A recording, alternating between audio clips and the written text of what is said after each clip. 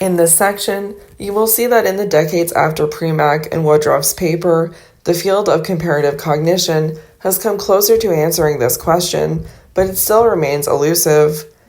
Gaze following. One of the best ways to figure out what a person is seeing and thus becoming aware of is to follow their eye gaze. For this reason, gaze following behavior in animals, particularly chimpanzees, has been the focus of much research. Across a range of experimental tasks, chimpanzees have demonstrated that they can follow a person's line of sight and subsequently look toward what the other person is looking at.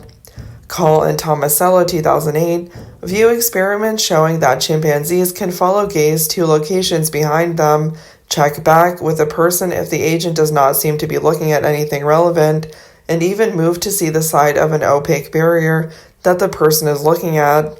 In some cases, chimpanzees will also use a person's gaze to cue the location of hidden food. The range of gaze following that chimpanzees engage in indicates that the behavior is not caused by orienting reflexes that simply respond to the direction of eyes and faces.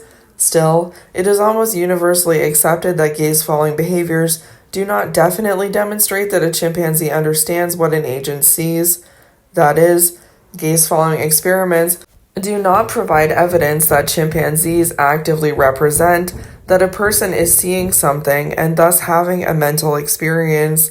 What they do suggest is that at the very least, chimpanzees are inferring the target of a person's looking behavior in a sophisticated manner that takes into account physical constraints such as opacity. The experimental attempts to examine the attribution of seeing and knowing thus have had to move beyond the documentation of gaze following, and instead rely on different types of measures, which are described next. See also box 10.4 for a simplified task used with dogs. Figure 10.9, examining the understanding of knowledge states. In Povolini et al. 1990, during the hiding of the food, the guesser was either outside of the room or present, but unable to see, e.g. bag over the head. Subsequently, only the knower pointed to the correct food location. Box 10.4, domestication. Domestic dogs perform better than chimpanzees on tasks in which they must choose between two odorless containers, one of which hides food, using only the gaze and point of a human experimenter as a cue.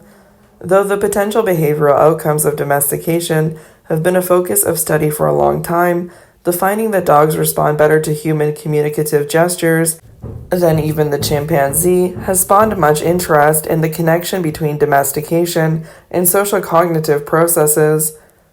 It is estimated that sometime between 14,000 and 135,000 years ago, humans and dogs began sharing the same ecological niche. It was likely a mutually beneficial arrangement. Humans provided waste areas that contained food remnants, and dogs were allowed to stay, perhaps even guarding the area. Over time, humans began to domesticate dogs, effectively creating a new species, Canis familiaris, as well as specialized breeds. Figure 10.10, a specialized breed of the domestic dog, the Labrador Retriever. Researchers are still examining why dogs appear to be so well tuned to human communicative gestures, but recent data are starting to limit the hypotheses. One possibility, for example, is that dogs learn to be responsive to these cues through conditioning. Dogs are raised around humans and no doubt have much exposure to human gestures. Learning behavioral contingencies leading to reward, e.g. food, praise, would seem possible. Two findings, however, call this into question. Wolves, even if socialized with humans from a young age, do not perform as well as domestic dogs. Second, dog puppies typically do well at following human points, even as young as 9 weeks of age, and regardless of whether they were raised with a human family or in a kennel with litter mates. Thus, exposure to learning opportunities with humans cannot fully explain this unique ability of domestic dogs. In fact, the failure of wolves to follow human gestures as readily as dogs also discounts another hypothesis. One might have assumed that since wolves live in packs that cooperatively hunt, they also may be unusually flexible in the use of social information from others, and dogs may have inherited this trait. But again, wolves do not perform as well as dogs on the experimental tasks, making this explanation unlikely. It is instead possible that the domestication process itself led to dogs' social communicative skills. During domestication, there was selection for systems that mediated aggression and fear of humans, and the social skills we see today might be a byproduct of this process. Indeed, further research with domestic foxes and goats provides converging results. They too follow the social cues of humans. Early experimental attempts. In the early 1990s, Pavanelli and colleagues conducted a series of studies with chimpanzees and rhesus monkeys that followed a general paradigm in which subjects could use the information provided by actors to find hidden food. In the first stage of the experiment, there were 4 food containers. At the beginning of a trial, the containers were hidden behind a screen, and the subject observed an experimenter hide food in front of another experimenter, the knower. During this process, a third experimenter was out of the room, the guesser. The guesser then entered the room, and the screen was removed. The guesser and knower pointed toward different containers, but the knower pointed to the site containing the hidden food, while the guesser randomly chose from the remaining 3, figure 10.9. The chimpanzee or monkey could then choose a container and would receive the food reward if they chose the baited site. If subjects understand the knowledge states of others, they should choose the container indicated by the knower. 3 of the 4 chimpanzees tested consistently chose the container advised by the knower. The rhesus monkeys, however, were never able to discriminate between the guesser and knower. In the case of the chimpanzees, however, the task can simply be solved by learning a behavioral rule that choosing the person who remains in the room while the container is baited yields a reward. After all, multiple trials were completed, approximately 300 for the chimpanzees, allowing time to learn such a rule. In fact, the tendency to choose the knower increased over all the trials, as if they were learning a rule, not showing an understanding of knowledge. This stood in stark comparison with the performance of 4-year-old human children who chose correctly from the first trial. Subsequent tests also called into question the chimpanzee's ability to understand perception and knowledge. Other experimental designs in which chimpanzees could beg for food from one of 2 experimenters, one who could see the chimpanzee and the begging gesture, and one who could not, due to a blindfold or a turned-away posture, also failed to reveal sensitivity to the perception of others. Here, chimpanzees begged from both experimenters equally. Findings such as these led to the general conclusion that neither chimpanzees nor other non-human primates are able to understand that others have the mental states of seeing or knowing. They may be capable of rather sophisticated behavioral interpretations, but in the studies just described, these are the result of learned behavior rules. Of course, not all researchers agreed with this conclusion. As described in the next section, some argued that the experimental procedures were simply not appropriate for the species being tested. Recent research using alternative procedures. Tasks like those described above, in which subjects must use the cooperative gestures of humans to find the location of hidden food, might not be appropriate for chimpanzees, who are more likely to compete for food. Competing for food, not sharing information about food, is a more apt characteristic of primate societies. Secondly, in the earlier tasks, chimpanzees were being tested on the ability to attribute knowledge to humans, not to conspecifics, and the latter is more likely to occur in their natural environment. To address these potential experimental limitations, Hare and colleagues developed a novel testing procedure in which chimpanzees would have to compete with other chimpanzees for food. Figure 10.11. A subordinate and a dominant chimpanzee were in rooms that were on opposite sides of a third room. Each room contained a door that could be opened wide enough to allow the chimpanzee to see into the third room, but not leave. An experimenter placed 2 pieces of food at various locations while the doors were closed. In one condition, dominant door, 1 piece of food was visible to both chimpanzees, but the other was only visible to the dominant chimpanzee. In another condition, both pieces of food were visible to both chimpanzees, door. And in a third condition, 1 piece was visible to both, while the other one was only visible to the subordinate chimpanzee. Subordinate door. As subordinate chimpanzees do not take food from dominant chimpanzees, the measure of interest was whether the subordinate would go to a piece of food in any of the conditions, that is, in the condition in which the subordinate could see the food, but the dominant could not, would the subordinate enter and retrieve it. Subordinate chimpanzees did obtain more food in the subordinate door condition, during which the dominant did not see one of the pieces of food. They reliably took the food that was visible only to them. Several control conditions were tested as well, including a test of whether the subordinate chimpanzee was actually considering what the dominant one could see, or whether the subordinate was simply monitoring the dominant's behavior and going to the location that he did not go to. In this case, the procedure was similar to the subordinate door condition, except that the dominant chimpanzee's door did not open all the way, and the subordinate was released before the dominant. Again, the subordinate went for the food that the dominant could not see. A subsequent study using a similar procedure also examined whether chimpanzees can know what others know, i.e., what they have seen in the past, instead of what they are presently seeing. And the results were positive, suggesting to the researchers that chimpanzees would consider the knowledge states of other chimpanzees when competing for food. Such a claim could be made stronger, however, if analogous findings were obtained in situations with completely different surface features and interactions. Thus, Hare and colleagues conducted an additional series of experiments. Here, chimpanzees concealed how they approached food so as to influence what a competitor could or could not see and hear. For example, a chimpanzee was in competition for food with a human experimenter who was inside a windowed booth. Chimpanzees chose to only approach food that was closer to a side of the booth that was blocked with an opaque screen, effectively hiding their approach from the experimenter. Thus far, this section has focused on chimpanzees. However, other experiments have led some researchers to suggest that rhesus macaques may also recognize seeing and knowing in others in competitive tasks. Additionally, ravens and scrub jays may also take others' perception into account when protecting their food caches. Western scrub jays are socially living, food-storing birds that are faced with the challenges of remembering where their caches are and protecting their caches from thieves. A primary strategy that corvids use to protect their caches is recaching, that is, moving their food to another location when the original cache location was observed by a competitor.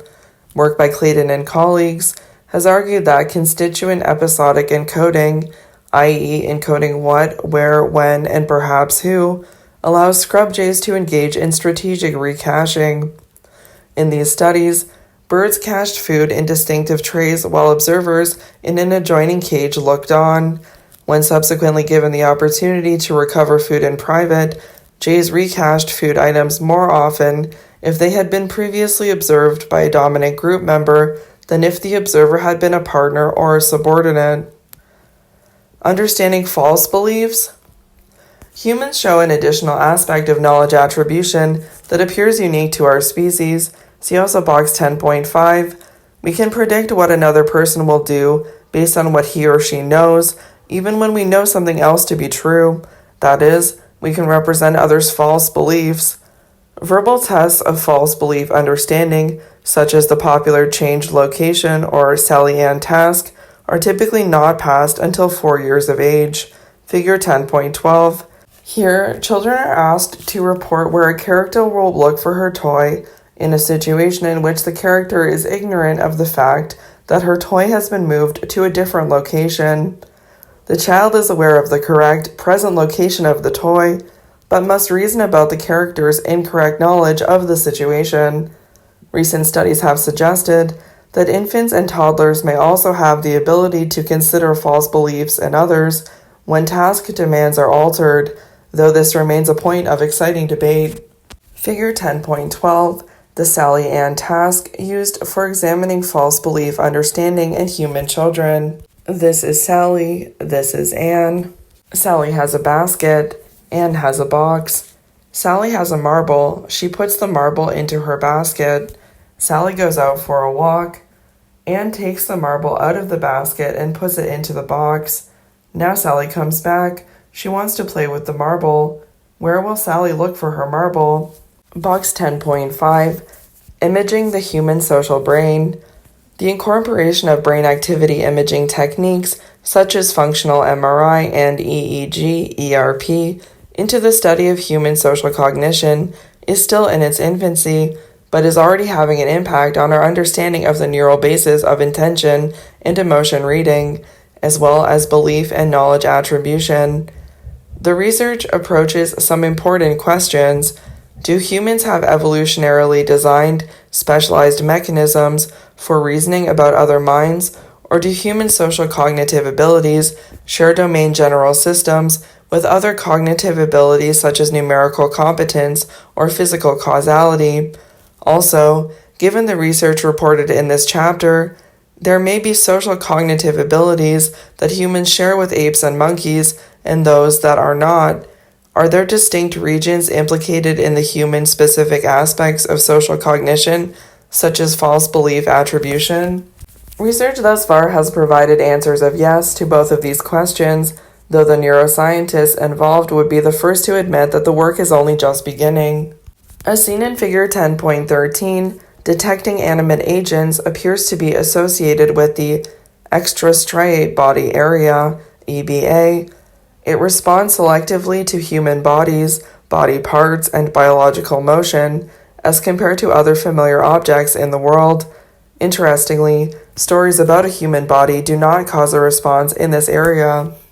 The superior temporal sulcus region, STS, responds to goal-directed actions. Activity is increased when the observer witnesses a mismatch between an action and its target. For example, the superior temporal sulcus responds when a character gazes in the opposite direction to an interesting stimulus, or when a character picks up an object that she previously frowned toward. It has also been suggested that this effect is absent in participants with autism. A region adjacent to the superior temporal sulcus, the temporal parietal junction, appears to be involved in the attribution of beliefs. Response is high, for example, when participants read stories about a character's beliefs, but not when they read about the character's appearance or even the character's internal states, such as hunger. There is ongoing debate regarding the role of the medial prefrontal cortex. Some argue that this region is involved in emotional perspective taking and shared goals, but not belief attribution, while other work implicates the medial prefrontal cortex in false belief attribution and its development.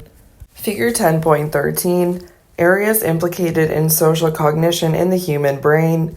Shaded regions in the top brain depict the extrastriate body area in the superior temporal sulcus region. The shaded region in the middle brain depicts the location of the temporal parietal junction. The shaded region in medial view, shown in the bottom brain, depicts the medial prefrontal cortex. Even those researchers who suggest that chimpanzees can recognize what others see and know conclude that there is no evidence to date that chimpanzees recognize that others may hold false beliefs. At least 3 experiments have directly compared human children and chimpanzees, and it is only the former who pass. One further example comes from a particular condition in the study by Hare and colleagues described above. In this condition, the dominant chimpanzee always observed the location of the food, but then the food was moved to another location. On some trials, the dominant saw the food being moved, but in others he or she did not. Misinformed condition. Thus, the dominant chimpanzee held a false belief as to the current location of the food. If subordinate chimpanzees understood that the dominant chimpanzees had a false belief, they should have tried to get the food, assuming that the dominant would search at the wrong location. However, performance did not differ from the trials in which the dominant chimpanzees observed the moving of the food, thus providing no indication of false belief understanding. The ongoing debate. It has been proposed that given the range and variety of situations that chimpanzees have been tested in, it would be less parsimonious to claim that chimpanzees might have behavioral rules for each novel situation than to claim that, like humans, they understand what others see and know. By this argument, any one experiment can be discussed in terms of behavioral rules, but it becomes harder to accept that chimpanzees create them within minimal trials and novel situations as the number of tasks increases. This claim, however, is part of a larger debate regarding the social cognitive processes of animals, and to some extent, humans. Pavanelli and his colleagues often present a counter-argument to claims of mental state reasoning about seeing and knowing in animals, proposing instead that no current study definitively demonstrates it. Interestingly, the two sides agree that low-level behavioral rules are likely not the best explanation for the successes seen in experimental tasks. There is, however, another option that does not commit one to concluding either that, for example, chimpanzees are solely operant learners or that they are actively representing mental states. Penn and Pavanelli argue that chimpanzees are likely not creating a long list of unrelated, statistically learned facts or rules about behavior and slogging through them to solve experimental tasks. Instead, they may have a system that allows for past experience of others' behavior to be organized by biases or heuristics that would allow them to recognize causally relevant aspects of current behavior and reason about likely future behavior. For example, when passing some of the tasks created by Hare and colleagues, chimpanzees may be demonstrating an understanding of the causal relation between a dominant chimpanzee's line of sight, the type of object, food versus a rock, which chimpanzees do not compete over, and the actions the dominant is likely to engage in. This is not mental attribution, but it is still a very powerful cognitive system. In fact, Penn and Pavanelli further propose that humans share the system with chimpanzees and often use it when navigating the social world, yet humans also have an ability to reinterpret the behavior information into mental state terms when required, which in turn allows humans to engage in unique social cognitive reasoning. Of course, only time and subsequent study will settle this debate and determine the correct interpretation.